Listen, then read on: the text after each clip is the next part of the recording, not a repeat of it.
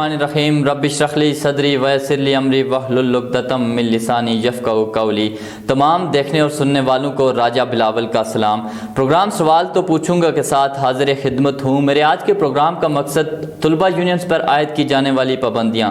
9 फरवरी 1984 को तलबा यूनियंस पर पाबंदियाँ आयद कर दी गई। किसी भी माशरे को मजबूत और मुस्तहकम बनाने में अगर देखा जाए नौजवानों बिलखुसूस तलबा का अहम किरदार होता है। इसी हवाले से मेरे साथ मौजूद हैं नौजवान पॉलिटिकल वर्कर एहसन हमीद। सबसे पहले खुशामदीद एहसन। आज इनसे हम जानेंगे तलबा यूनियंस पर आखिर क्या वजूहात थी पाबंदियाँ जो आयद की गई। बहुत बहुत शुक्रिया आपका, आपने अपने प्रोग्राम में मदऊ किया और इस हसास मामले पर गुफ्तगू करने का मौका फराहम किया। बताइएगा ये जो तलबा यूनियंस पर आयद की जाने वाली पाबंदियाँ, तलबा यूनियंस जो मुल्की सियासत को लीडरशिप फराहम करती थी, आखिर क्या वजूहात थी इनके पीछे? Bilawal, I would like to start from 5 जनवरी 1953 कि जब अयूब ख़ान के दौरे हुकूमत के अंदर अमरीत के ख़िलाफ़ तलबा यूनियंस ने जदोजहद का आगाज़ किया। उस दौरान मैं आपको यूँ बताऊँ कि भुट्टो साहब की जो तहरीक थी, ज़ुल्फ़िकार अली भुट्टो ने 1973 के अंदर जो सब कहते हैं कि फ़र्स्ट टाइम एक जमहूरियत की बिना पर अगर कोई हुकूमत बनी और जिसे सिविल मार्शल लॉ की वजह से पहचाना जाता है, तो उसकी बुनियादी जो वजूहात थी उसके अंदर तलबा यूनियन का किरदार ही था और तलबा तंजीमों का किरदार था, जिस बिना पर उस टाइम डेमोक्रेटिक स्टूडेंट फेडरेशन और नेशनल स्टूडेंट फेडरेशन ने एक तवील जदोजहद की, जिसके अंदर अमरीत के ख़िलाफ़ जदोजहद की।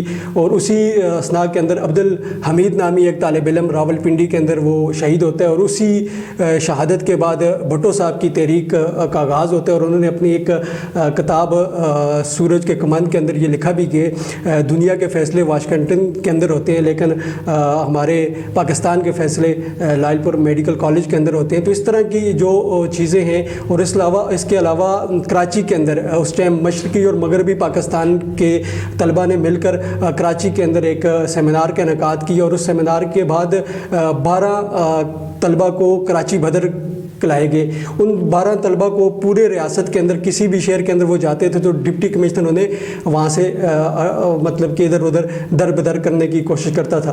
तो वो उसकी बुनियादी वजूहात ये थी कि तलबा के ऊपर वो बर्बरियत थी, क्योंकि वो मार्शल लॉ और अमरीत के ख़िलाफ़ वो उठने वाली वो आवाज़ थी जिसके अंदर अवामी मसाइल के हल के लिए आवाज़ थी, तलबा हकूक़ की बहाली की आवाज़ थी। और जो मौजूदा उस टाइम पाकिस्तान के हालात थे उन्हीं को बेहतर राह के अंदर जमहूरियत पसंद मुल्क बनाने के लिए तलबा का किरदार था। जिस रोज़ के अंदर जब ज़ियाउल हक़ का दौर आया, ज़ियाउल हक़ की डिक्टेटरशिप आई, तो उसने इन तमाम माजी की उन तलबा की तहरीकों को और भुट्टो के उस जो इनकलाब पाकिस्तान में कहा जाता है तो उसके अंदर तलबा के किरदार को देखते हुए 1984 को तलबा यूनियन के ऊपर पाबंदी लगाई और तालीमी दरसगाहों के अंदर जामियात के अंदर तलबा यूनियन पर बैन किया। तलबा यूनियन की जो बेसिकली बैनुल-अक़वामी और कौमी सतह पर इनकी क्या अहमियत है? मौजूदा अदवार के अंदर बात कीजिए, अमेरिका के अंदर हुकूमती सतह पर तलबा यूनियन के इलेक्शन का इनेकाद किया जाता है। मैं अभी आपको एक मुल्क की मिसाल देता हूँ, ऑस्ट्रेलिया के अंदर 2011 के अंदर अभी उन्होंने अपने लेजिस्लेशन के अंदर एक आइन के अंदर उन्होंने पास किया कि जो तलबा यूनियंस हैं अपने अपने अदारों के अंदर वो वहाँ पे चंदा भी ले सकते हैं और चंदा लेने के बाद हर तालिब इल्म से चंदा लेने के बाद जो माली खसारा है उसको मुकम्मल करके तलबा मसाइल का हल किया जाए। इसी तरह अगर अपने पड़ोसी ममालिक में बात करते हैं तो भारत के अंदर तलबा यूनियंस बहाल है, इसी तरह बांग्लादेश के अंदर बहाल है, चीन के अंदर इस टाइम बहाल है, चीन के अंदर इस टाइम स्टूडेंट लीग के नाम के ऊपर तलबा यूनियन कायम है। इसी तरह दुनिया भर के अंदर जहाँ जहाँ जमहूरियत पसंद ममालिक हैं, जहाँ जमहूरी रवायात हैं, वहाँ तलबा यूनियन बैन नहीं है, वहाँ तलबा यूनियन फ़ाल है और मुख्तलिफ कहीं सेनेट तलबा के नाम से, कहीं गवर्नमेंट ऑफ स्टूडेंट बॉडी के नाम से और कहीं तलबा यूनियन के नाम से ये पूरी दुनिया के अंदर जहाँ जहाँ डेमोक्रेटिक कंट्री है वहाँ तलबा यूनियन बहाल है। अगर पाकिस्तान में तलबा यूनियन बहाल होती है तो मुतवक्को क्या फ़वाइद और क्या नुकसानात हैं इसकी? फ़ायद तो बहुत ज़्यादा हैं। नुकसानात यही है कि मौरूसी सियासत का ख़ात्मा हो जाएगा। नुकसानात उसके यही हैं कि ये जो अभी मौजूदा जो तलबा के ऊपर ब्लेम किया जाता है लासानी बुनियादों के ऊपर, इलाकाई बुनियादों के ऊपर, सूबाई बुनियादों के ऊपर, ये तकसीम दर तकसीम और तलबा को आपस में जो झगड़े की जो बुनियादी वजूहात बनती हैं वो तलबा तंजीमों का किरदार नहीं बल्कि ये जो 1984 के बाद जो उस टाइम तंजीमों को खुला छूट दे दी गई और उनके अंदर बुनियादी नर्सरियों को बंद کر دیا گیا جہاں پہ طلبہ یونین اور طلبہ قیادت کا آغاز ہونا تھا.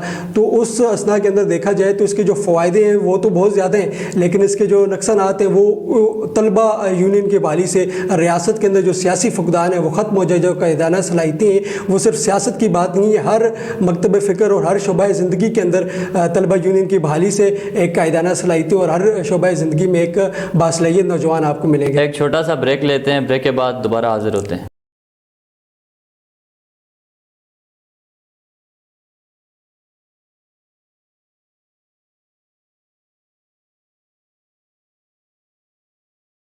Welcome back after the short break. گفتگو کا سلسلہ جاری ہے. میرا اگلا سوال ہے احسن سے, طلبہ کو قیادت کے انتخاب سے محروم رکھنا کیا یہ سوچی سمجھی سازش ہے یا کیا وجوہات ہیں اس کے پیچھے؟ کہا جائے تو ایک سوچی سمجھی سازش ہی ہے, کیونکہ 1984 کے بعد ایک مکمل نسل اس یونین کے انتخابات اور اس بنیادی نرسری سے دور ہے جو طلبہ کے اندر قیادت کو اور ریاست کی قیادت کا جو ایک آغاز ہے وہ وہیں سے ہوتا ہے, طلبہ یونین کی بنیادی نرسری سے حاصل کیا جاتا ہے. اب یہ اس لیے بھی بین ہے کہ موروثی سیاست اب دن بدن آ رہی ہے. پھر علاقائی سطح پر کیونکہ جو بھی الیکشنز ہوتے ہیں, جو انتخابی مرحلہ ہے جو ریاستی سطح پر لیجسلیشن کے لیے, وہاں پر بھی آپ دیکھتے ہیں کہ علاقائی اور برادریوں کے الیکشن ہوتے ہیں, نہ کہ نظریات کے الیکشن ہوتے ہیں, نہ کہ اس ویلفیئر آف دا یوتھ اور یا ویلفیئر آف دا اسٹوڈنٹ اور the welfare of the society, اس کے لیے اب الیکشن نہیں ہوتی, اس نظریات پہ اب الیکشن نہیں ہوتی, کیونکہ مکالمے کا مباحثے کا وہ جو طریقہ کار تھا جہاں سے طلبہ یونین کے اندر طلبہ مکالمے کے ذریعے مباحثے کے ذریعے اپنے مسائل کو حل کرتے تھے, اپنے جھگڑوں کو حل کرتے تھے, ان کی اس نرسری سے دور کر کے ایک سوچی سمجھی سازش ہے جس کے ذریعے وہ کچھ ایک بنیادی طبقہ ہے جو جاگیردارانہ سرمایہ دارانہ طبقہ ہے جو حکومت کو اور ان اقتدار کو اپنے ہاتھ میں رکھنا چاہتے ہیں, ہاتھ کے کٹپتلی کی طرح حکومتوں کو چلا رہا ہے, تو وہ اس بنیادی نرسری سے خوفزدہ ہے تاکہ کوئی انقلاب نہ آ سکے اور ویلفیئر آف دی سوسائٹی کام نہ ہو سکے. میرا آخری سوال احسن آپ سے یہ ہے کہ جو سیاستدان ہیں وہ طلبہ کے رہبر ہیں یا رہزن, کیا کہیں گے اس سوال سے؟ یقیناً بہت ہی یہ بین الاقوامی سوال ہے. میں یوں کہوں گا کہ رہبر ہے میرا رازن, منصف ہے میرا قاتل. رہبر ہے میرا رازن, منصف ہے میرا قاتل, سہ لوں تو قیامت ہے, کہہ دوں تو بغاوت ہے. تو یہ جو موجودہ جو کشمکش ہے, ابھی ہم ریاست آزاد جموں کشمیر کی بات کریں تو یہاں طلبہ یونین بین نہیں ہے. میں آپ کے اس پروگرام کی توجہ سے یہ بھی طلبہ آزاد جموں کشمیر کو بتانا چاہوں گا کہ آزاد کشمیر وہ خطہ ہے کہ جہاں اپنی حکومت ہے اور اپنے یہاں پہ آئین ہے, اس کے اندر طلبہ یونین بین نہیں ہے, اور ہم سب کو مل کر طلبہ یونین بحالی کی کوشش کرنی چاہیے, اور طلبہ ہی رہبر ہیں, طلبہ یونین ہی رہبر ہیں. اور سیاستدان, کیونکہ موجودہ جو سیاستدان ہیں وہ موروثی سیاست اور دیگر ترجیحات سے وہ سیاست کے اندر آئے ہیں, اس لیے ہم ان کو اپنا رہبر نہیں کہہ سکتے. ہاں اگر وہ بنیادی نرسری سے مباحثے اور مکالمے کی صورت میں اپنی قیادت کو سامنے لے کے آئیں اور وہ اگر ملک و قوم کی قیادت کرتے ہیں تو یقیناً وہ ہمارے رہبر بھی ہوں گے. اور سب سے اہم کہ رسول اللہ صلی اللہ علیہ وسلم کی جو سنت ہے اس کے اوپر چلنے والا ہی ہمارا رہبر ہو سکتا ہے. اس کے علاوہ جتنے بھی ہیں وہ رازن ہیں, ہمیں رستوں سے بھٹکانے والے ہیں.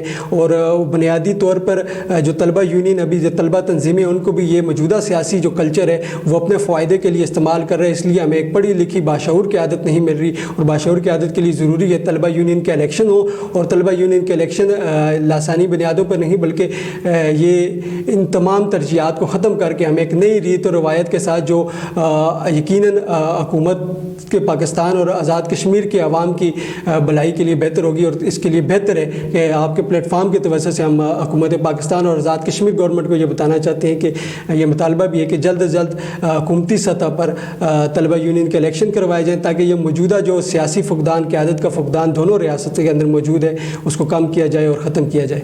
موجودہ جو جامعات کے نوجوان طالب علم ہیں ان کے لیے آپ کیا پیغام دینا چاہیں گے؟ گزشتہ سال ہی ریاست میں پہلی بار تمام طلبہ تنظیمیں جتنے بھی ریاست کے اندر موجود ہیں ان کا مشترکہ اجلاس ہوا, طلبہ کانفرنس ہوئی, پہلی کل جماعتی طلبہ کانفرنس اسلام آباد نیشنل پریس کلب کے اندر.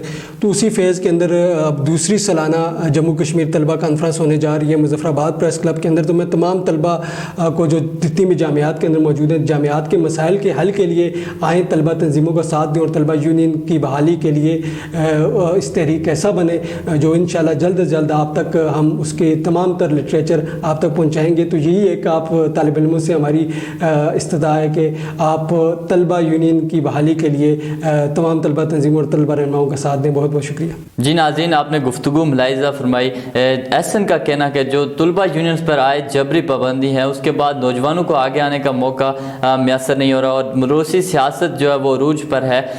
میری بھی حکومت آزاد کشمیر اور حکومت پاکستان سے یہ عاجزانہ گزارش ہے کہ نوجوان اسٹوڈنٹس کو آگے آنے کا موقع دیا جائے اور جو طلبہ یونینز پر جبری عائد پابندیاں ہیں ان کو ختم کر دیا جائے تاکہ نوجوان جو ہے پولیٹکس میں آئیں اور اپنا کردار ادا کر سکیں. اپنے میزبان راجہ بلاول کو دیجیے اجازت. اللہ نگہبان.